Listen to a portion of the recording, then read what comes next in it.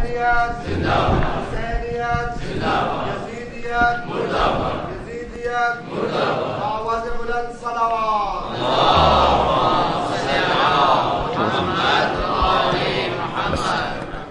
برای شهودی شهیدان کربلا مظلومان کربلا اسیران کربلا بلند صلوات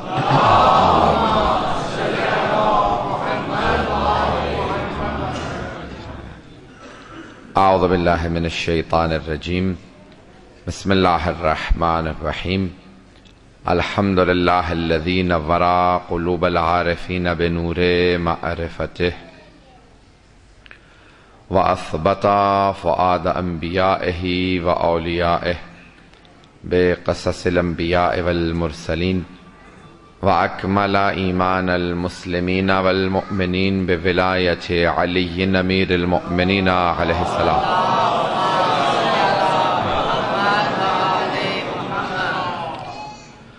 والصلاة والسلام والتحية والإكرام على أفضل الموجودات العبد المؤيد والرسول المسدد المصطفى الأمجد المحمود الأحمد أعني أبا القاسم محمد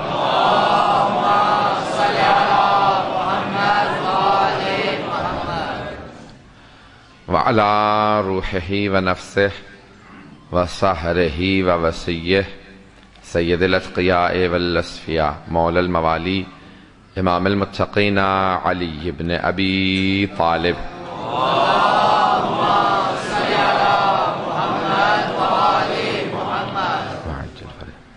وعلى أوصيائه لا سيما بقية الله في الأرضين روحي وأرواح العالمين لتراب مقدمه الفداء واللعنة الدائمة على أعدائهم أجمعين من الآن إلى قيام يوم الدين أما بعد فقد قال الله الحكيم في كتابه الكريم بسم الله الرحمن الرحيم إن الدين عند الله الإسلام صدق الله العلي العظيم صلوات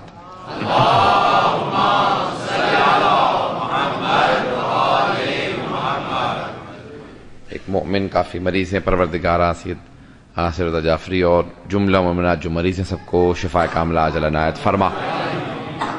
آج تاخیر ہوئی، بسیدہ ابھی یہیں پہ پہنچاؤں اسلام آباد سے، انشاءاللہ کل کوشش کریں گے سب لوگ جلدی پہنچ جائیں تاکہ ہم 8 بجے سے 9 بجے تک مکمل کر سکیں، ہمیں کم از کم 1 گھنٹہ مل جائے مکمل۔ عزیزان گرامی، میں نے قرآن کی آیت کا انتخاب کیا ہے جس میں ارشاد باری تعالیٰ ہوتا ہے ان الدین عند اللہ الاسلام، بے شک خدا کے نزدیک دین صرف اسلام ہے۔ ایک اور آیت میں اللہ فرماتا ہے وَمَن یَأْتِ بِغَیرِ الْإِسْلَامِ دِینًا فَلَن يُقْبَلَ مِنْهُ، اور جو بھی اسلام کے علاوہ اللہ کے پاس کسی اور دین کو لے کے آئے گا روز قیامت تو اسے قبول نہیں کیا جائے گا۔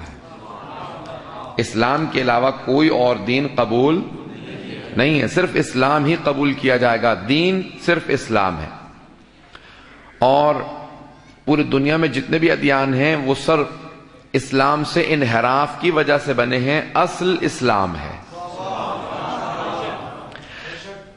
یہ میرا 3 سال ہے آپ کے پاس، اور آپ جن محبتوں کے ساتھ سنتے ہیں، میں نے ایک نیا موضوع لیا ہے۔ اب تک میں نے پاکستان میں کچھ بھی اس سے متعلق پیش نہیں کیا، اور پہلے سال میں قرآن و اہل بیت سے متعلق، اور پچھلے سال گزشتہ برس میں نے کچھ زیارات اور سید الشہداء سے متعلق مطالب پیش کیے تھے۔ اس دفعہ میں فروض سے متعلق کچھ مطالب پیش کرنا چاہ رہا ہوں، اور انشاءاللہ آپ سب کی توجہ میرے ساتھ رہے گی۔ تو عزیزان گرامی، اللہ نے جو دین جس کی بنیاد رکھی ہے وہ ہے اسلام۔ جناب آدم سے دین ایک ہی تھا، دین وہی ہے جو آج تک ہے، اور وہ دین ہے اسلام جس کی بنیاد جناب آدم نے رکھی ہے۔ جتنے اور ادیان ہیں وہ اس اسلام سے انحراف کا نام ہے، دین ایک ہی ہے جس کا نام ہے اسلام، صراط مستقیم جو دین ہے۔ اب عزیزان گرامی، اسی لیے بہت سو نے بحث کی، کیونکہ بنیاد جناب آدم نے رکھی ہے اور بنیادیں چھپی ہوئی ہوتی ہیں، اس لیے بہت سے کہتے ہیں کہ جناب آدم کو اللہ نے قرآن میں جب 5 اولو العزم پیغمبروں کا ذکر کیا تو ان کا ذکر نہیں کیا، لیکن بہت سے کہتے ہیں کہ نہیں، کیونکہ وہ بھی سب سے پہلے شریعت دینے والے ہیں، اس لیے وہ بھی اولو العزم پیغمبروں میں ہیں۔ البتہ دین کی بنیاد جناب آدم نے رکھی۔ اب یہ خلاصہ پیش کر رہا ہوں کہ آج میں مجھے ان 5 مجالس میں کیا پیش کرنا ہے۔ دیواریں اس دین کی عمارت کی جناب نوح نے چنی ہے۔ یہ جو اولو العزم پیغمبر ہیں ان سے متعلق جو چھت ہے یہ جناب ابراہیم نے ڈالی ہے، اس کے جو دروازے ہیں جناب موسیٰ نے لگائے ہیں، جو کھڑکیاں ہیں جناب عیسیٰ نے لگائے ہیں، اور پھر ایک تکمیل دین کے طور پہ جب اللہ نے ختمی مرتبت کو بھیجا تو آپ نے کچھ جزئی رد و بدل کرنے کے بعد، اگر اس بات کو سمجھا پاؤں، کچھ جزئی رد و بدل کے بعد، ایک دیوار کی یہاں ضرورت نہیں تھی یہاں دیوار بنا دی جائے، یا اس دیوار کو ہٹا دیا جائے، یہاں دروازہ تھا اب ہٹا دیا جائے، یہاں دروازہ نہیں تھا لگا دیا جائے، تو آپ نے اس دین کی عمارت کے اوپر جو تبدیلیاں کرنی تھی تکمیل کرنے کے بعد، مکمل کرنے کے بعد، باہر ایک قرآن کی آیت لگا دی جس پہ لکھا تھا الیوم اکملت لکم دینکم۔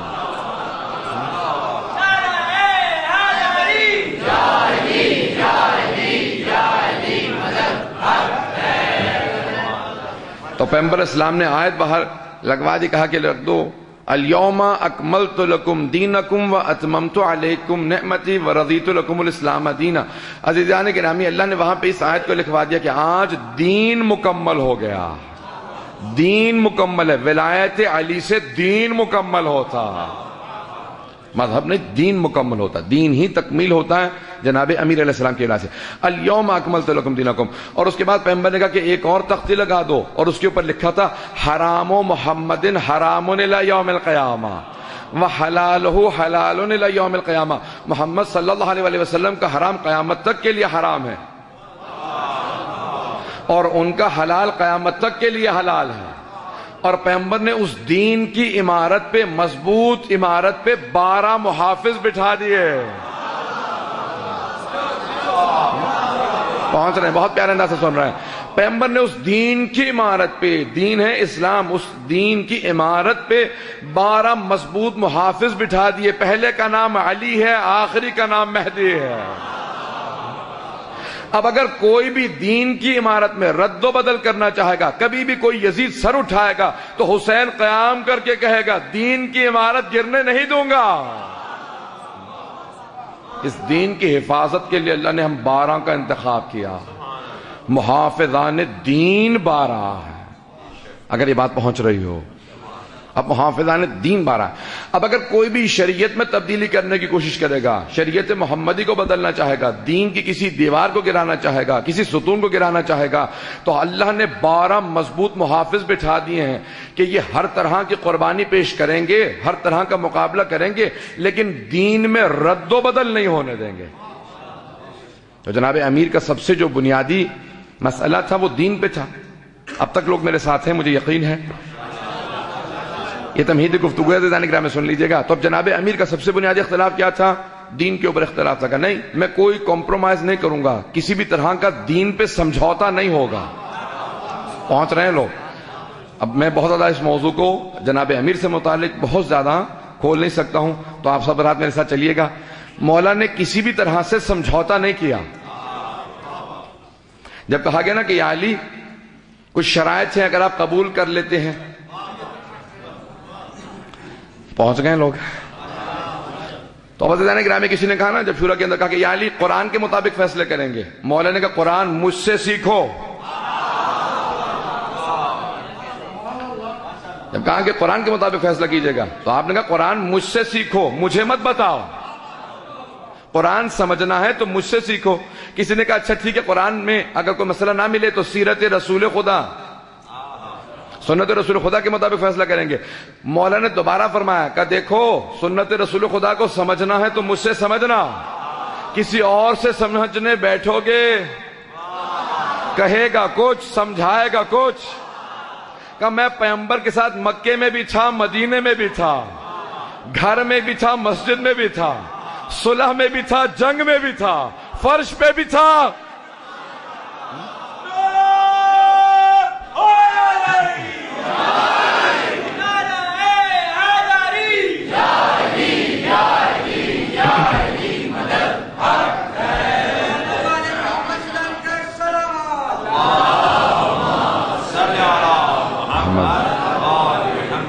توجہ ہے ذہن کی رہا۔ تو اب ہر طرح سے مولا امیر المومنین نے کہا کہ نہیں، دین وہ جس طرح پیغمبر نے پیش کیا اس میں کوئی رد و بدل نہیں ہوگا. کہا ٹھیک ہے، پھر بعد میں کچھ اور شرائط رکھی. مولا نے کہا نہیں، قرآن اور رسول خدا کے بعد صرف اہل بیت کو یہاں پہ پیش کیا جائے گا اور کچھ نہیں ہوگا. کہ نہیں، کچھ سیرت لے لیجئے، کچھ مختلف مسائل پیش کیے گا. مولا نے کہا نہیں. کہا کہ یا علی ابھی قبول کر لیجئے. جناب عبداللہ ابن عباس نے کہا کیجئے گا ویسا ہی جیسا آپ چاہتے ہیں. اگر پہنچا پاؤں اس بات کو، کیجئے گا ویسا جیسا آپ چاہتے ہیں. آپ معصوم ہیں، امام ہیں، حجت خدا، لیکن قبول کرنے میں کیا حرج ہے؟ کہا کہ اے عباس کے بیٹے، صرف یہ قبول کر دینا دین کا نقصان ہے. کہا کیونکہ دین عمل کا نہیں، زبان سے کہنے اور پھر بعد میں عمل کا نام ہے. اگر اقرار کچھ اور ہو، کہ زبان اور قول و فعل میں تضاد نہیں ہو سکتا. کہ آج اگر قبول کر لوں کل چاہے عمل نہ کروں، لیکن کہہ دینا علی کا، اگر پہنچا پاؤں، کہ میرا کہہ دینا سمجھوتا ہے. کہ یہ ہاتھ کبھی کسی کے ہاتھ میں نہیں جا سکتا. یہی سید الشہداء نے کہا تھا نا، اگر میں بات کو پہنچا پاؤں تو جانے گرامی پہ بہت الگ کھل کے نہیں پیش کر پا رہا ہوں، کہ مثلی لا یبایع مثلا، مجھ جیسا اس جیسے کی بیعت نہیں کر سکتا. یہ نہیں کہا تھا حسین یزید کی بیعت نہیں کر سکتا، مجھ جیسا اس جیسے کی بیعت نہیں کر سکتا. اگر کہہ دیتے کہ حسین یزید کی بیعت نہیں کر سکتا تو صرف امام حسین سے متعلق ہوتا، لیکن آپ نے فرمایا مجھ جیسا، یعنی مجھ جیسا میرا بابا علی، مجھ جیسا میرا بھیا حسن، مجھ جیسا میرا بیٹا رضا. جہاں جہاں پہ بیعت کا دھبا لگانے کی لوگ کوشش کریں گے، یاد رکھو زمین آسمان سے مل سکتی ہے، مجھ جیسا اس جیسے کی بیعت نہیں کر سکتا.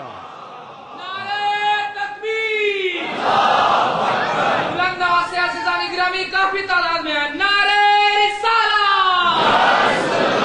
نعرہ حیدری، نعرہ تعجیل ظہور امام زمانہ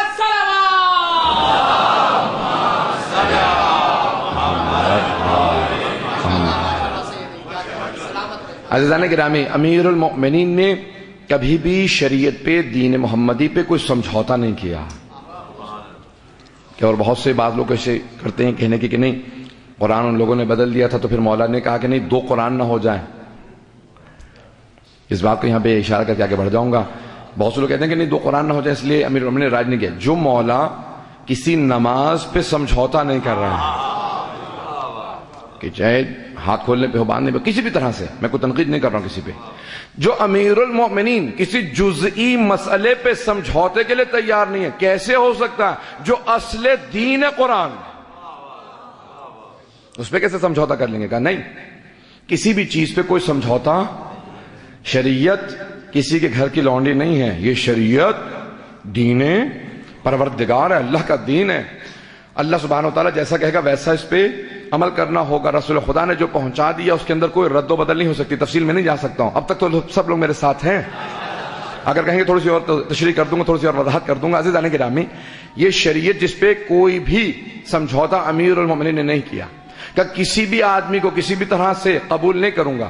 جب کسی نے کہا نا یا علی آپ شورا کو مانتے تھے، آپ نے کہا نہیں. کہا پھر گئے کیوں تھے؟ جب شورا بنا دی گئی تھی آپ مانتے تھے؟ کہ مانتا نہیں تھا. کہ پھر گئے کیوں تھے؟ کہ صرف اس لیے گیا تھا کہ میں ثابت کر سکوں جس نے شورا بنائی ہے یا وہ رسول خدا کے وصال کے بعد جھوٹ بول رہا تھا یا آج جھوٹ بول رہا ہوں. کچھ لوگ پہنچ گئے، کچھ مجھے پہنچانا پڑے گا. یا اس وقت جھوٹ بول رہا تھا یا آج جھوٹ بول رہا تھا؟ کیا اس نے جھوٹ بولا تھا؟ کہ اس نے کہا تھا ایک گھر میں نبوت اور خلافت جمع نہیں ہو سکتی. بعد میں شورا میں میرا نام رکھا تو میں سمجھانا یہ چاہتا تھا اگر میں آج بن سکتا ہوں خلیفہ تو تب بھی بن سکتا تھا.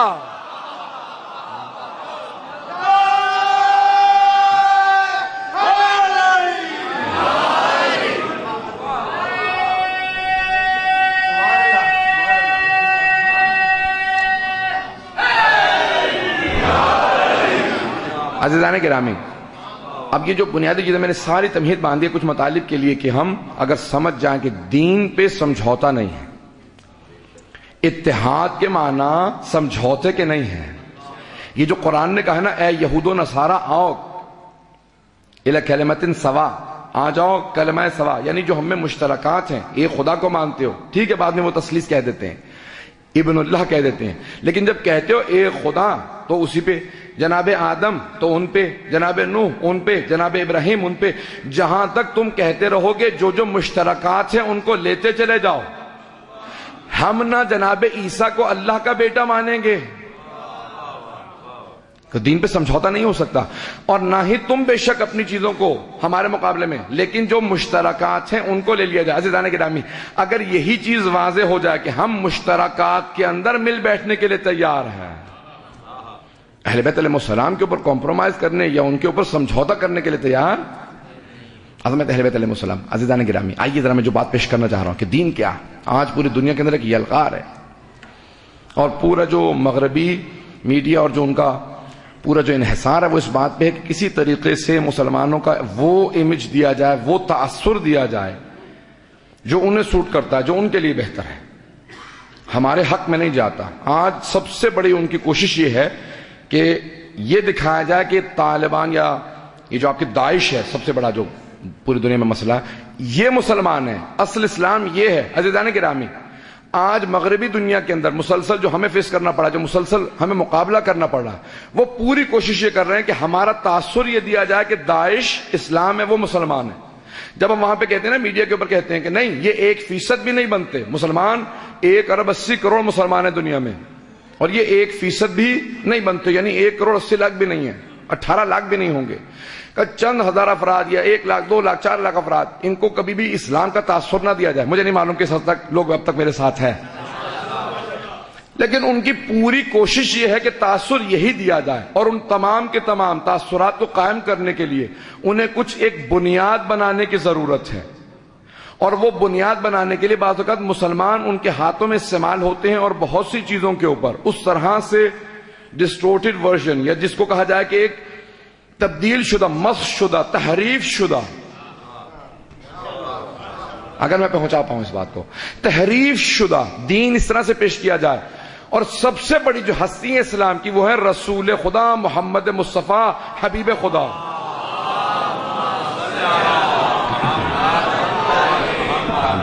وعجل فرجہ. یہ تھوڑی سی میری اگر گفتگو پہ انشاءاللہ توجہ رکھیں گے، خاص طور سے میں نوجوانوں کے لیے پیش کر رہا ہوں اس بات کو. ان کا پورا ہدف یہ ہے کہ آج اگر ہو سکے تو ختمی مرتبت پہ، جتنے آپ دیکھتے ہیں مسلسل جو فلمیں بنائے جائیں، جو حملے کیے جائیں، وہ ختمی مرتبت پہ ہیں، کیونکہ جانتے ہیں کہ معجزہ قرآن رسول خدا کا ہے، بانی اسلام رسول خدا ہے، رسول خدا اس دین کے سب سے بڑی ہستی کا نام ہے. تو جتنا ہو سکے حملہ کیا جائے، جتنا ہو سکے ختمی مرتبت کی شخصیت کو خراب کیا جائے. اب آئیے ذرا میں پیش کرنا چاہ رہا ہوں جو آپ کے سامنے ساری تمہید باندھ کے کہ آپ کا یہاں پہ کردار کیسے اہم ہے، مہم ہے. اب ایسے بہت سے مسلمان ان کو مل جاتے ہیں جن کے اوپر اب میں اپنے الفاظ میں پیش کروں گا کہ فور سیل کا بورڈ لگا ہوا ہے. اب جس مکان کو برطانیہ بیچنا ہوتا ہے نا تو لکھتے ہیں فور سیل، یہ بک رہا مکان. اب ایسے بہت سے مسلمان آپ کو مل جائیں گے جن کی پیشانیوں پہ لکھا ہوا یہ فور سیل ہیں، یہ بکنے کے لیے تیار ہیں. انہیں اسلام کو تحریف شدہ اسلام کی شکل کو پیش کرنا، رسول خدا کو معاذ اللہ اس طرح سے پیش کرنا کہ کوئی آدمی قبول نہ کرے، ایسے بہت سے مسلمان مل جاتے ہیں کہ وہ ویسا رسول خدا کو پیش کرنے کے لیے تیار ہو جاتے ہیں جیسا کہ مغربی دنیا یا دشمنان اسلام چاہتے ہیں. پتہ نہیں میں پہنچا پا رہا ہوں یا نہیں. بہت سے ایسے مسلمان مل جاتے ہیں کہ وہ ویسا لکھیں رسول خدا کو جیسا وہ چاہتے ہیں. عزیزان گرامی، آج سب سے اہم یہ ہے کہ ہم رسول خدا کو اس طرح سے ان کا دفاع کریں، اس طرح سے اسلام کی اور رسول خدا کی عکاسی ویسی کریں جیسا قرآن اور اہل بیت چاہتے ہیں. اگر میں پہنچا پایا ہوں، کہ دین، اصل دین توحید کے بعد، عدل کے بعد خود نبوت ہے، اور خود رسول خدا ذات گرامی ختمی مرتبت ہے. اور میں اب کچھ پیش کرنا چاہ رہا ہوں انشاءاللہ مطالب، کہ تھوڑا سا اگر آج وقت دوں گا تو انشاءاللہ تعالیٰ آپ میرے ساتھ رہیں گے. عزیزان گرامی، کون ہے رسول خدا؟ دین، اصل دین خود رسول خدا ہے، کہ جن کا وجود مقدس زندہ معجزہ تھا، اور آج تک ان کا وجود جس کی وجہ سے ہر انسان مسلمان ہے. اگر یہاں سے مطالب کو سننا چاہیں جو میں پیش کرنا چاہ رہا ہوں. کون ہے رسول خدا؟ کہ جن کا وجود ہمارے لیے نہایت اہم ہے، جن پہ کوئی بھی سمجھوتا نہیں ہو سکتا. ہستی اور رسول خدا کا وجود جس کو میں پیش کرنا چاہ رہا ہوں. یہ میں نے ساری تمہید باندھی اگر یہ چند معجزات رسول خدا کے میں پیش کر پاؤں کہ وجود مقدس رسول خدا چلتا ہوا معجزہ ہے، جن کے جسم مطہر کے اندر 24 معجزات ذکر کیے ہیں تمام علماء نے. جسم مطہر رسول خدا میں 24 معجزات ذکر کیے گئے ہیں. جسم مطہر رسول خدا کے اندر ختم مرتبت کے 24 جسم سے متعلق میں چند معجزات کو صرف اشارہ کر کے آگے بڑھوں گا کہ اگر آج ہم پیش کریں کسی بھی مسلمان کے سامنے، اسے خود اندازہ ہو میں کس دین کا ماننے والا ہوں. ہمارے نوجوانوں کو اندازہ ہو کس دین کے ماننے والے، دین کے بانی، باپ، نبی، رسول. اور یہ باپ کا میں نے لفظ قرآن سے استعمال کیا، انا و علی ابوا ہذہ الامہ، میں اور علی اس امت کے باپ ہیں. یہ جو فوراً کہا گیا قرآن کے اندر کہ اللہ کی وحدانیت کو مانو اور پھر والدین کا احترام کرو، تو کہا یہاں پہ ظاہری لحاظ سے ماں باپ ہیں اور باطنی لحاظ سے اس امت کے باپ علی اور میں ہیں. تو عزیزان کرام میں کیا ہمیں سمجھنا چاہیے رسول خدا کون ہے، وہ میں پیش کرنا چاہ رہا ہوں آج. کس حد تک لوگ میرے ساتھ ہیں اب تک؟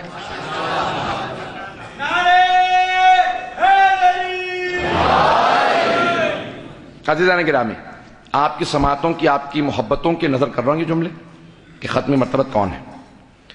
کہ اسلام سے پہلے بھی جن ہستیوں نے حقیقتاً رسول خدا کو پہچانا ہے، ان میں چند شخصیات کے اندر جو سب سے بڑے نام ہیں جناب ابو طالب ہیں، جناب خدیجۃ الکبریٰ ہیں، جناب فاطمہ بنت اسد ہیں، جناب عبد المطلب ہیں، کہ جن سے پوچھا گیا کہ آپ نے نام محمد کیوں رکھا؟ کیونکہ میں دیکھ رہا ہوں کہ اس سے زیادہ ترقی کوئی نہیں کرے گا، اس سے زیادہ کسی کا نام نہیں ہوگا دنیا میں، سب سے زیادہ رکھا جانے والا نام ہی میرے پوتے محمد کا ہوگا. وہ سمجھ رہے تھے نا کچھ، وہ کچھ سمجھ رہے تھے جو دوسرے نہیں سمجھ رہے تھے. جب آج تک یہ نام رکھا نہیں گیا تو آپ نے محمد کیوں رکھا؟ کہا کیونکہ اللہ نے جو مجھے سمجھایا وہ اور کوئی نہیں سمجھ رہا. کائنات میں سب سے زیادہ رکھا جانے والا نام یہ نام ہوگا. جب جناب ختم مرتبت ابھی ابتدائی مراحل کے اندر ہیں، جناب ابو طالب ہمیشہ آغوش میں لیے ہیں. ختم مرتبہ سے سوال کیا گیا کہ سب سے زیادہ محبت کرنے والا کون تھا آپ سے؟ کہا کہ میرے چچا ابو طالب.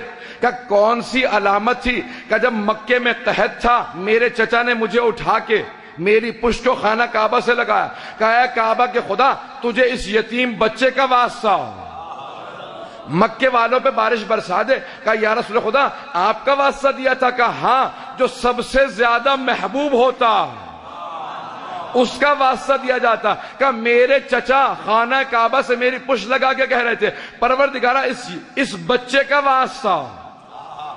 کہ رسول خدا اور کیا علامات، میں تیزی سے چل رہا ہوں، کہ اور کیا علامات تھی؟ کہ میری چچی جب بھی مجھے صحن میں چلتا دیکھتی تھی سب سے زیادہ محبت کا مجھ سے اظہار کرتی تھی. کہ جناب مادر امیر المؤمنین جناب فاطمہ بنت اسد کا 23-24 برس کا تھا کہ جناب خدیجہ نے کچھ ایسی علامات دیکھی، جناب نفیسہ خاتون سے رشتہ بھیجا. جو آپ سنتے آتے ہیں اسلامیات کی کتاب میں پڑھتے ہیں کہ جناب نفیسہ خاتون سے ایک جملہ یہاں پہ کہہ کے آگے بڑھوں گا.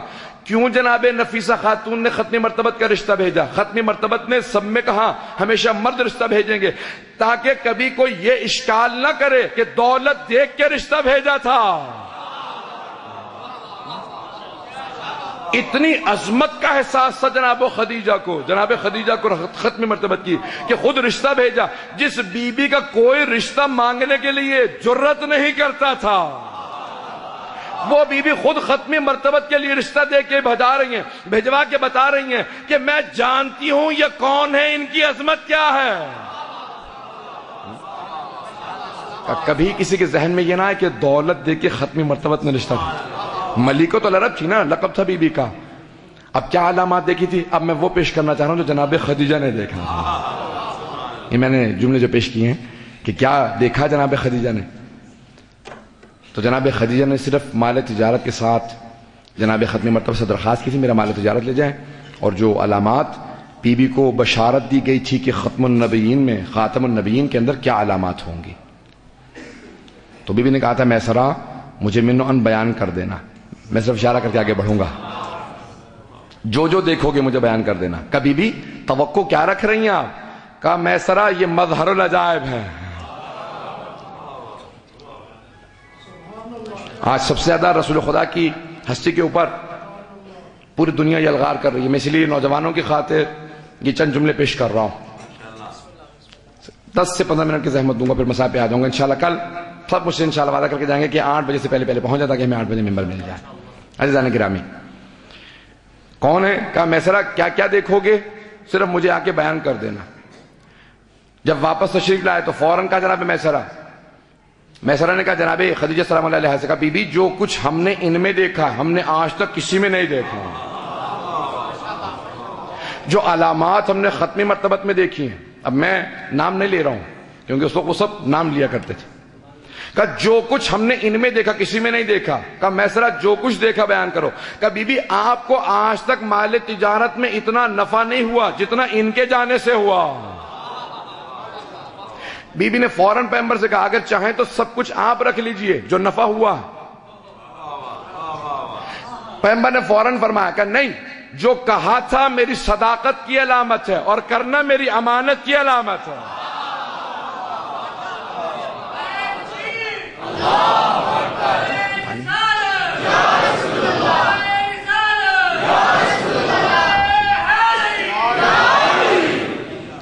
کم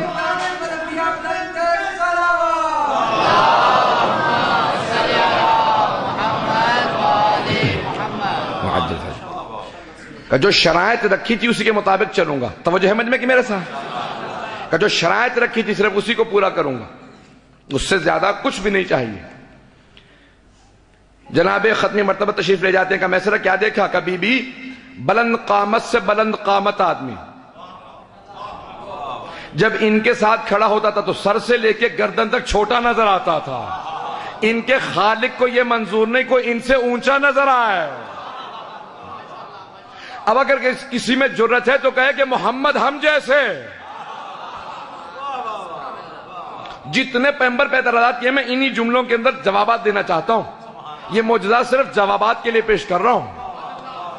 جتنے شبہات ایجاد کیے جا سکتے ہیں میں سب کے جوابات یہاں پہ پیش کرنا چاہ رہا ہوں. توجہ رہے گی مجمع کے میرے ساتھ, تیزی سے چلوں گا.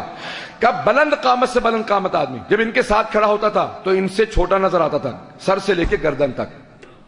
حق الیقین میں ہے, اصول کافی میں ہے, بحار الانوار میں ہے, اور الانوار النعمانیہ میں بہت سی کتابوں میں نے 4 حوالے دے دیے. 4 سے زیادہ گواہ تو خود اللہ نے بھی نہیں مانگے ہیں.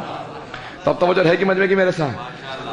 کہا میسرہ اور کیا دیکھا؟ کہ بی بی ان کے سر پہ ایک ہمیشہ ابر رہا کرتا تھا, ایک بادل ہمیشہ سر پہ رہا کرتا تھا کہ ان کا کبھی سایہ کسی کو نظر نہیں آیا. ان کے خالق کو یہ منظور نہیں کہ ان کے سائے پہ بھی کسی کے پاؤں چلے جائیں.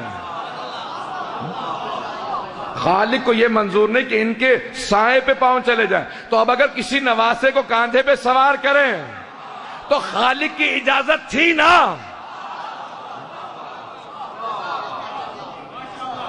اجازت تھی کہ کاندھوں پہ سوار کیا جائے. عزیزان گرامی اور کیا دیکھا میسرہ؟ بی بی بار بار سوال کیا میسرہ اور کیا دیکھا؟ 24 معجزات ذکر کیے ہیں, میں سارے پیش نہیں کر پاؤں گا. کہ میسرہ اور کیا دیکھا؟ کبھی بھی ہم نے یہ دیکھا ہے کہ بعض اوقات یہ زمین پہ جب چل رہے ہوتے ہیں کچی زمین پہ پاؤں رکھتے ہیں نشان نہیں بنتے. ریت پہ مٹی پہ گارے پہ پاؤں رکھتے ہیں محسوس ہوتا ہے اوپر چل رہے ہیں پاؤں کے نشان ہی نہیں بنتے. اور بعض اوقات چٹانوں پہ چلتے ہیں نشان بنتے چلے جاتے ہیں. محسوس یہ ہوتا ہے یہ جہاں چاہتے ہیں قدموں کے آثار چھوڑتے ہیں اور جہاں نہیں چاہتے قدموں کے آثار نہیں چھوڑتے. تو مجھے کہہ لینے دے, جسے اپنے قدموں کے آثار چھوڑنے کا اختیار ہو اسے اپنی محبت اور ولایت کے آثار چھوڑنے کا اختیار نہیں ہے کیا؟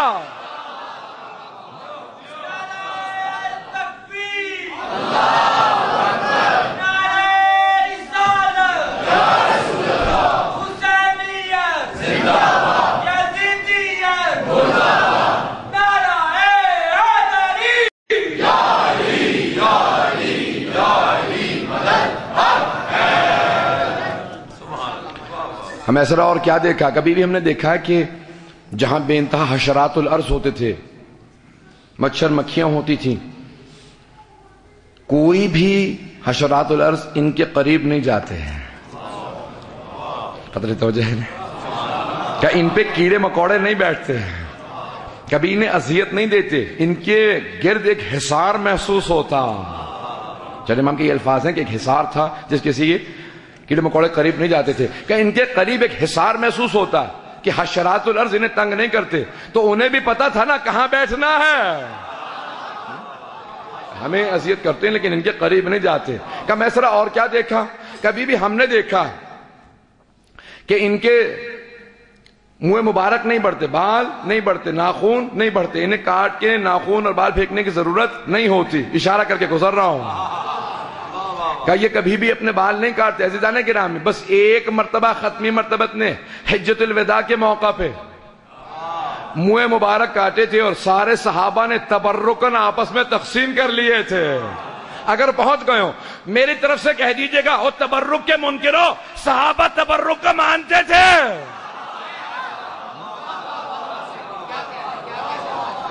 تو سارے صحابہ نے ہاتھ میں منہ مبارک رکھتے تھے، دعا کرتے تھے. ختم مرتبت کے منہ مبارک ہاتھ میں ہوتے تھے، دعا قبول ہو جاتے تھے. جس کے بالوں کا اثر یہ ہو،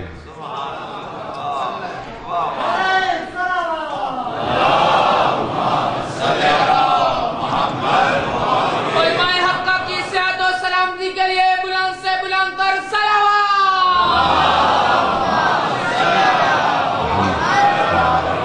وقت نہیں بھی عزیزان گرامی، توجہ کیجئے گا. کہا کہ میسرا کیا دیکھا؟ کہا کہ بی بی ان کے منہ مبارک نہیں بڑھتے. ایک جملہ کہہ لینے دیجئے، مجھے تعجب ہے ان مسلمانوں پہ جب ماننے پہ آئیں تو بال بھی مان لیں اور نہ ماننے پہ آئیں تو آل کو نہ مانے. کہا میسرا اور کیا دیکھا؟ کہا بی بی ان کے بدن سے ایک ایسی خوشبو آتی ہے جو کسی عطر میں نہیں پائی جاتی.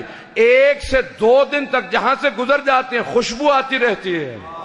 ایک خاص خوشبو صرف ان کے بدن سے آتی ہے. تو حدیث قصہ کے یہ جملے اب سمجھ میں آتے ہیں کہ جب بھی امام حسن حسین آتے تھے کہتے تھے انی اشم عندک رائحۃ طیبۃ کأنہا رائحۃ جد رسول اللہ. مادر گرامی، آپ کے پاس سے ویسی خوشبو آ رہی جیسی نانا کے بدن سے آتی ہے. تو خاص خوشبو تھی نا. کہ میسرا اور کیا دیکھا؟ وقت نہیں کہ میں تفصیل میں جا سکوں. کہ بی بی جب سب سو جایا کرتے تھے خیمے کے اندر تو ہم سب کے سب دیکھ کے بتا دیتے تھے یہ محمد ہیں. جبکہ ان کی عادتیں ہمیشہ کالے رنگ کی چادر اوڑھا کرتے تھے، سر سے لے کے پاؤں تک پورے بدن کو ڈھانپ لیا کرتے تھے. توجہ، سر سے لے کے پاؤں تک پورے بدن کو ڈھانپ لیا کرتے تھے. پھر بھی ہم دیکھ کے بتا دیتے تھے یہ محمد ہیں. دیکھ کے بتا دیتے تھے.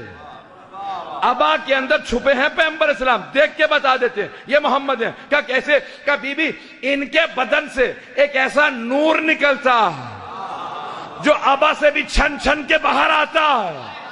دیکھ کے کوئی بھی اندازہ لگا لیتا ہے یہ محمد سو رہے ہیں. تو مجھے کہہ لینے دے، اب اگر پیغمبر اسلام کو شب ہجرت میں کسی کو اپنے بستر پہ سلانا ہوگا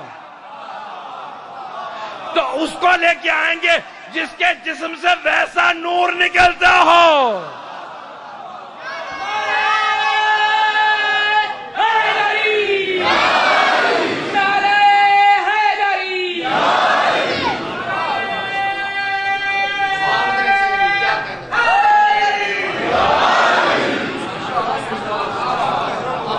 میں پورا خون جگر لگا کے مطالعے کو پیش کر رہا ہوں. کہا جسم سے ایسا نور نکلتا ہے کہ کوئی بھی دیکھ کے بتا دیتا ہے. تو پیغمبر اسلام شب ہجرت میں کسی ایسے کو بلائیں گے نا کہ جن کے جسم سے ویسا ہی نور نکلتا ہو جیسے پیغمبر کے بدن سے. اور عزیزان گرامی، وہ دیکھنے والے شیعہ نہیں دیکھ رہے تھے کہ کہیں شیعہ دیکھ رہے تھے اس لیے علی کا جسم ویسا لگ رہا تھا. وہ سارے کے سارے منکرین اسلام تھے، نہ پیغمبر کو مانتے تھے نہ علی مرتضیٰ کو مانتے تھے، لیکن جب بھی دیکھتے تھے کہتے تھے محمد سو رہے ہیں. انہیں 19-20 کا فرق معلوم نہیں ہو رہا تھا. یہ کہیں کہ وولٹیج میں فرق ہے، نور میں کمی ہے، پتہ نہیں توجہ ہے یا نہیں.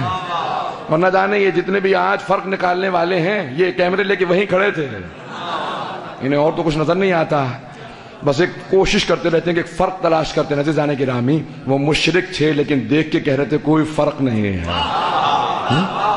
علی مرتضیٰ کے نور میں، تمازت میں، ہیبت میں، جلال میں کوئی فرق نہیں حبیب خدا سے. عزیزان گرامی، کتنے معجزات جسد مطہر سے متعلق ہیں. اب آئیے ذرا چند جملے اور پیش کر دوں گا. میں نے کہا نا ختم مرتبت کا دفاع سب سے بڑا جہاد ہے. تو آئیے میسرا اور کیا دیکھا کہ بی بی جب یہ اپنے ہاتھوں پہ سنگریزے اٹھا لیتے ہیں نا تو وہ سنگریزے بھی تسبیح کرنے لگتے ہیں. کبھی وہ پتھر اللہ اکبر کہتے ہیں, کبھی الحمدللہ, کبھی سبحان اللہ.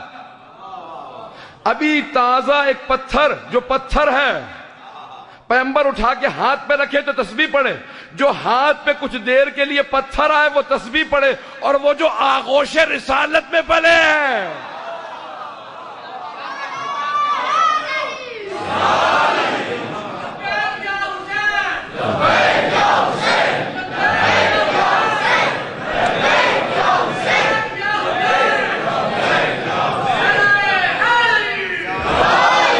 بس بھائی وقت نہیں رہا کہ میں تفصیل میں جا سکوں, تو کہا وہ جو آغوش رسالت میں پلے ہیں ان کے متعلق کیا خیال ہے کہ ان کی عظمتیں کیا ہوں گی. کبھی بھی اپنے ایک معجزہ دیکھا کہ اگر کنویں میں پانی خشک ہو جاتا ہے اور یہ اپنا لعاب دہن ڈال دیں تو وہ کنواں پانی سے بھر جاتا ہے, اور اگر پانی کھارا ہو پینے لائق نہ ہو ان کا لعاب دہن پڑ جائے تو پانی میٹھا ہو جاتا ہے. تو مجھے کہہ لینے دینا کہ جس کے لعاب دہن کا اثر ایسا ہو اس کے خون کا اثر کیسا ہوگا, ان کی ذریت کا اثر کیا ہوگا. کہ کتنے آثار رسالت ہیں, یہ معجزات جسد مطہر سے متعلق ہیں.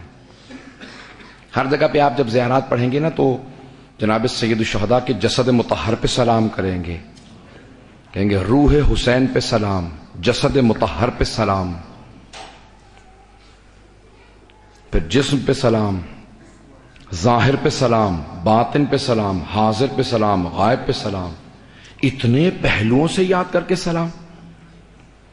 معالی السبتین میں مرحوم شیخ محمد مہدی مازندرانی نے لکھا کہ جب جناب سید الشہداء کی شہادت ہو گئی تو 4 حصوں میں تقسیم تھا. جسد کا ایک سر تھا جو نیزے پہ بلند تھا, ایک جسم تھا جو خاک کربلا پہ پڑا تھا,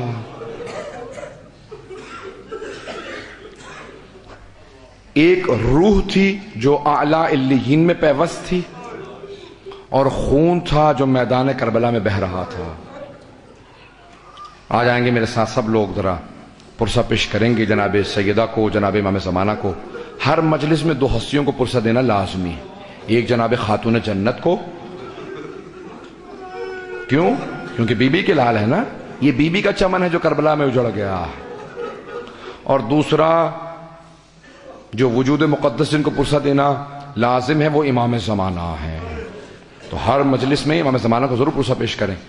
تو روایت کے الفاظ ہیں, شیخ محمد مہدی مازندرانی کہتے ہیں کہ ایک پرندے نے دیکھا کہ سید الشہداء کا خون بہ رہا ہے, رونے لگا, تڑپنے لگا پرندہ, فوراً اڑا, اور اڑنے کے بعد ایک باغ میں گیا, وہاں سارے پرندے اٹکیلیاں کر رہے تھے. کہا کیا کر رہے ہو تم لوگ یہاں؟ کہا ہم کھیل رہے ہیں. کہا تمہیں نہیں معلوم نواسہ رسول کو ذبح کر دیا گیا؟ تمہیں نہیں معلوم زہرا کا لال میدان کربلا میں شہید کر دیا گیا؟ کہا سارے پرندے تڑپنے لگے. کہا میں وہاں لے چل جہاں حسین ابن علی کا لاشا ہے. کہا سارے پرندے جمع ہونے لگے. جب پرندے جمع ہو گئے تو روایت کے الفاظ ہیں, شیخ محمد مہدی مازندرانی کہتے ہیں کہ وہ جو کبوتر تھے نا وہ خون حسین کے اندر لوٹنے لگے. کہا اپنے پروں پہ اس خون کو لے لو, زمین پہ بہنے نہ دینا. پرندوں کو کتنا شدت سے احساس. کہ کچھ پرندے اپنے پروں پہ وہ خون لے کے کہا کہ میں مکے جاؤں گا, خانہ خدا میں خبر کروں گا. جو ملائکہ وہاں کا. اچھا. دوسرے نے کہا میں مدینہ منورہ جاؤں گا. تیسرے نے کہا میں نجف جاؤں گا. بس بھی ایک پرندہ جو مدینہ گیا, جو روایت میں شیخ مہدی مازندرانی کی پیش کرنا چاہتا ہوں, حائری مازندرانی کی, وہ کہتے ایک مرتبہ ایک کبوتر جس کے پروں پہ یہ خون تھا سید الشہداء کا, وہ مدینہ کی جانب چلا. رات کے وقت وہ پہنچا. ایک یہودی تھا, اس کی بیٹی تھی جو لا علاج تھی, اس کو ایک ایسا مرض سا, پورا جسم خراب ہو چکا تھا, نابینا ہو گئی تھی, جسم پہ نشان تھے. اس زمانے میں وہ سوچتے تھے کہ شاید یہ دوسروں کو مرض موذی ہے، دوسروں کو نہ لگ جائے. رات کو باغ میں بند کر کے بیٹی کو چلا جاتا تھا وہ یہودی. اس کی بیٹی اس باغ میں تھی. اس نے کہا بیٹی میں کل صبح لے جاؤں گا. ایک درخت کے نیچے بیٹھی تھی. شیخ مہدی مازندرانی کہتے ہیں کہ ایک مرتبہ وہ کبوتر اڑتا ہوا آیا، اس درخت پہ بیٹھا جہاں وہ بچی رو رہی تھی. رات کا وقت تھا، تنہا تھی، رو رہی تھی کہ اچانک اس کے پروں سے ایک قطرہ خون کا اس کی آنکھ میں گر گیا. بس قطرے کا گرنا تھا، اس بچی کو شفا ہو گئی. بینائی کا واپس آنا تھا، دوسرا قطرہ گرا جسم پہ، اسے شفا ہو گئی. سوال کیا کون ہے تو؟ بس وہ کبوتر پوری رات روتا رہا. جب صبح ہوئی وہ یہودی آیا، آ کے بچی سے پوچھا کہ بیٹی رات میں اپنی بیٹی کو یہاں چھوڑ گیا تھا، آپ نے دیکھا تو نہیں میری بیٹی کہاں چلے گئی؟ کہا بابا آپ نے پہچانا نہیں؟ بابا میں آپ کی وہی بیٹی ہوں جو لا علاج تھی. کہا بیٹی رات بیمار چھوڑ کے گیا تھا، شفا کیسے مل گئی؟ کہا بابا یہ کبوتر کل رات سے رو رہا ہے. ایک مرتبہ پوچھا یہ کیا کہتا؟ کہا بابا ایک ہی جملہ کہتا، واہ حسینہ واہ مظلومہ. فوراً سوال کیا کہ کون سا حسین مارا گیا؟ کہ نواسہ رسول حسین مارا گیا. کہ مسلمانوں کے نبی کا نواسہ ذبح کر دیا گیا. ایک مرتبہ رونے لگا یہ یہودی. کہا کہ کیوں یہاں پہ آیا؟ کہ میں رسول خدا کی بارگاہ میں تعزیت پیش کرنے آیا. کہا اور کیا کرنے آیا؟ کہ حسین کی ماں فاطمہ اسی مدینے میں میں بی بی کو پرسہ دینے کے لیے آیا ہوں. بس میں رونے لگا، تڑپنے لگا. وہیں سے مسلمان ہوا. کہ تیرے اس خون کا اثر یہ ہے کہ یہ خون خون حسین ابن علی ہے. بس میں کیسے پیش کروں گا؟ اب آئیں ذرا ایک مرتبہ دوبارہ واپس کربلا چلتے ہیں جہاں وہ لاشا پڑا. 11 محرم کا دن نکلا. روایت کے الفاظ ہیں جیسے ایک ٹوٹی ہوئی تسبیح کے دانے بکھر جاتے ہیں نا، ساری بیویاں میدان کربلا میں پھیل گئی ہیں. کوئی کسی لاشے کے کنارے کھڑی رو رہی تھی، کوئی کہتی تھی ہائے میرا علی اکبر، کوئی کہتی تھی ہائے میرا قاسم. لیکن 2 بیویاں کسی لاشے پہ نہیں گئیں، یہ صرف سید الشہداء کے لاشے پہ آئیں اور وہیں کھڑی رہیں. ایک بی بی کے متعلق روایت کہتی ہے کہ بی بی جناب سید الشہداء کے لاشے کا طواف کرتی رہی. جب بھی طواف کرتی تھی ایک جملہ کہتی تھی ہائے میرا ماجایا. ایک سوال کرتی تھی اے میرے بھیا اماں نے وصیت کی تھی لاشے کا بوسہ دے کے جانا، بھیا آپ کے جسم پہ اتنے زخم ہیں میں کہیں بوسہ نہیں دے پا رہی. امام سجاد نے کہا تھا نا ایک نگینے کے برابر میرے بابا کے لاشے پہ نشان باقی نہیں تھا جس پہ زخم نہ ہو کہ میری پھپھی بوسہ دے سکتی. عزیزان گرامی میں جانتا ہوں سب آنکھوں میں آنسو لیکن میرے ساتھ چلیں گے. میں بھی سخت جملے پیش کروں گا، مجھے معذرت معاف کیجیے گا. عزیزان گرامی ایک مرتبہ جناب زینب کبریٰ نے لاشے کا طواف کیا اور آخر میں بوسہ کہاں دیا؟ جملے پیش کروں. روایت کے الفاظ ہیں بی بی کچھ دیر اس سینے کے قریب بیٹھ کے روتی رہی جس سینے پہ گھوڑوں کو دوڑا دیا گیا تھا. پھر ایک مرتبہ کہاں پہ بوسہ دیا؟ جہاں وہ نیزہ مارا گیا تھا. وہاں پہ بی بی نے اپنے لبوں کو رکھا کہ بھیا نانا گلے کے بوسے دیتے تھے، اماں گلے کے بوسے دیا کرتی تھی. بی بی نے اس مقام پہ بوسہ دیا. اور دوسری بی بی کون ہے؟ روایت کے الفاظ ہے اس بی بی کا نام ہے رباب. جناب رباب نے چند جملے کہے جنہیں میں پیش کرنا چاہتا ہوں. جناب رباب نے ایک مرتبہ آواز دی کہ میرے مولا حسین، اے میرے آقا حسین، میرے ہاتھ پسے گردن بندھے ہیں. اگر میرے ہاتھ کھلے ہوئے ہوتے میں اپنے ہاتھوں سے آپ کے لاشے پہ سایہ کرتی. اگر میرے سر پہ چادر ہوتی میں اپنی چادر سے آپ کو کفن دے دیتی. اے میرے مولا مجھے پتا ہے آپ کو شہادت سے پہلے پانی نہیں پلایا گیا. میں وعدہ کر کے جا رہی ہوں جب تک زندہ رہوں گی کبھی ٹھنڈا پانی نہیں پیوں گی، جب تک زندہ رہوں گی کبھی سائے میں نہیں بیٹھوں گی. ایک اور بی بی نے وعدہ کیا. کیا کہا؟ فرمایا بی بی فرماتی ہیں کہ میرے پاس آپ کی 2 نشانیاں تھی، ایک علی اصغر تھا، دوسرے سکینہ. میں نے اپنا علی اصغر آپ پہ قربان کر دیا، آپ کی سکینہ آپ کی بہن پہ قربان کر دوں گی. ادرکم اللہ، اے عزیزان گرامی، عزیزان سید مظلوم، میں تمام کر دیتا لیکن جناب رباب کے مصائب یہاں ختم نہیں ہوتے۔ 11 محرم کو بی بی کو جب قیدی بنا کے لے جایا گیا، بی بی نے ایک معمول بنا لیا، جیسی صبح نمودار ہوتی بی بی ایک کوزے میں پانی لیتی، دھوپ میں رکھ دیتی، ایک ہاتھ سر پہ رکھتی، کہتی واہ حجابا، دوسرا ہاتھ سینے پہ مارتی رہتی، کہتی واہ حسینہ۔ عجیب و غریب کیفیت ہے جناب رباب کی۔ ایک مرتبہ رہائی ملی، جب رہائی ملی شام سے بیویاں دوبارہ واپس آئیں، لیکن جب شام سے چل رہی تھی، ایک جملے کو پیش کروں گا، جناب زینب کبریٰ نے سوال کیا، بیٹا سجاد آج صبح جب سے رہائی ملی ہے آپ کی ماں رباب کو کچھ پتا نہیں، نہ جانے کہاں چلی گئی ہے؟ کہ پھوپھی اماں مجھے پتا ہے میری ماں کہاں گئی ہے، راستے سے ماں کو لے لیں گے۔ جب چلے قافلہ چلا، جناب زینب کبریٰ نے کہا بیٹا سجاد یہ زندان کا راستہ ہے۔ کہا پھوپھی اماں زندان کی ایک قبر سے وداع کرنے گئی ہے میری ماں۔ جیسے ہی زندان پہنچے، جیسے ایک ماں بچے سے لپٹ کے روتی ہے، جناب رباب قبر سے لپٹی ہوئی تھی، بار بار آواز دے رہی تھی سکینہ تمہیں سب سے زیادہ شوق تھا مدینے واپس جانے کا، بیٹی اٹھو ہم مدینے جا رہے ہیں، بیٹی اٹھو ہم مدینے جا رہے ہیں، کیوں نہیں اٹھتی؟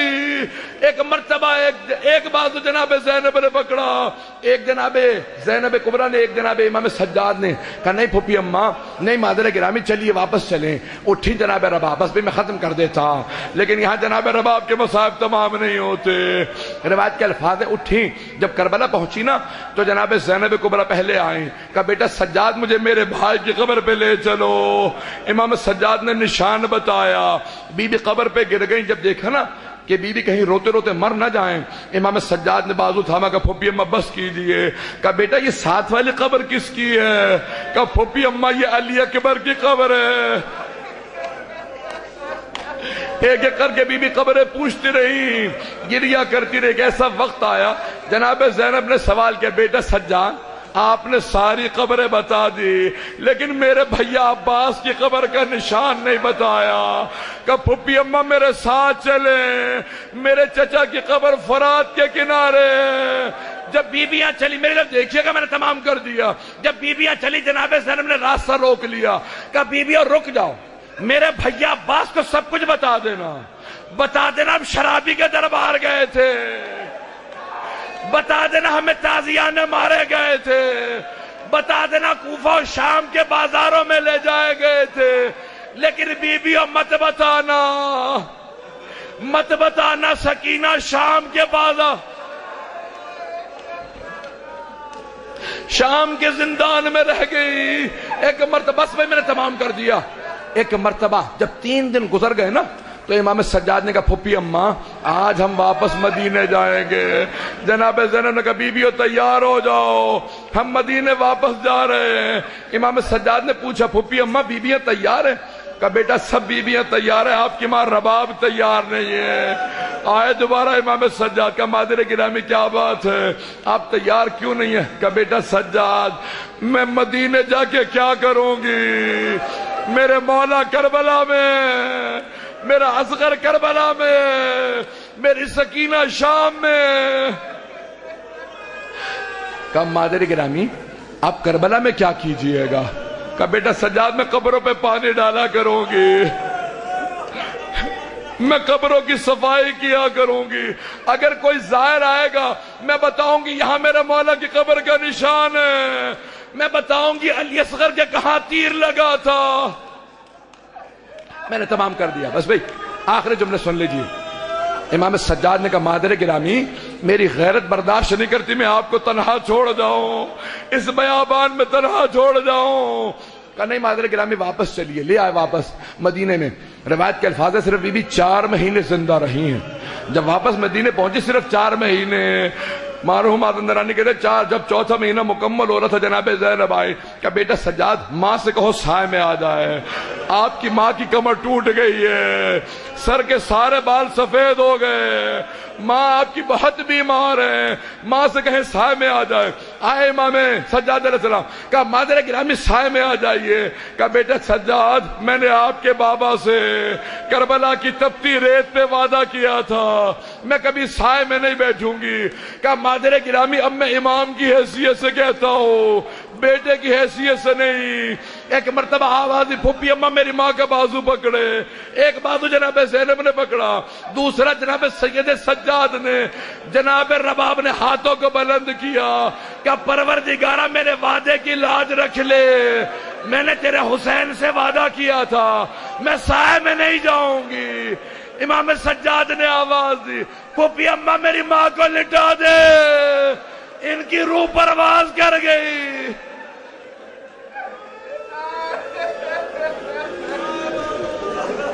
الا لعنت اللہ علی القوم الظالمین۔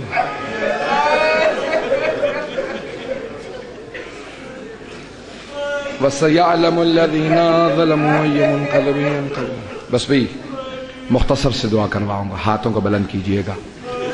پروردگارہ، بہت سے لوگوں نے التماس سے دعا کی ہے، اسیران کربلا کا واسطہ، ہمارے جتنے بھی مومنین و مومنات اسیر ہیں، خصوصاً شام میں یا بحرین میں، یمن میں، ان کو رہائی کی خبر عنایت فرما۔ پاکستان کے، افغانستان کے، عراق کے حالات خراب ہیں، مومنین کی حفاظت فرما، دشمنان اہل بیت کو نیست و نابود فرما۔ پروردگارہ مومنین کی حفاظت فرما، 12ویں امام علیہ السلام کا ظہور دیکھنا نصیب فرما۔ پروردگارہ جو ہاتھ بلند ہیں کسی کو رد نہ فرما۔ پروردگارہ جو بیمار ہیں سب کو شفائے کاملہ عاجلہ عنایت فرما۔ بہت سے لوگوں نے التماس سے دعا کی ہے، خصوصاً جو نام دیے گئے آپ کے اپنے ذہن میں جو مومنین ہوں گے، پروردگارہ سب کو صحت کلی عنایت فرما۔ پروردگارہ جناب رباب کی اجڑی گود کا واسطہ جو بے اولاد ہے سب کو اولاد عنایت فرما، مقروضوں کے قرض ادا فرما، پریشان حالوں کی پریشانیاں دور فرما۔ پروردگارہ جو ہمارے زائرین ہیں، چاہے وہ حج پہ کے سفر میں ہوں، زیارات کے سفر میں، ان کو پروردگارہ سفر بے خطر فرما۔ حج و زیارات کی تمنا رکھنے والوں کو حج و زیارات نصیب فرما۔ پروردگارہ جو ہاتھ بلند ہے کسی کو رد نہ فرما۔ ہمارے مقامات مقدسہ کی حفاظت فرما۔ پروردگارہ نجف و کربلا کی، کاظمین کی، سامرہ کی، بلد کی، شام کے تمام روضوں کی حفاظت فرما۔ جنت البقیع تعمیر ہوتا دیکھنا نصیب فرما۔ ہماری گنہگار آنکھوں کو ہمارے مولا اور آقا کی زیارت نصیب فرما۔ پروردگارہ جتنے بھی افراد نے جو اہتمام کیا ہے، جہاں جہاں پہ عزاداری ہو رہی ہے، عزاداری کی حفاظت فرما، عزاداری کا اہتمام کرنے والوں کی توفیقات میں اضافہ فرما۔ ربنا تقبل منا انك انت السميع العليم بحق محمد وآلہ الطیبین الطاہرین المعصومین۔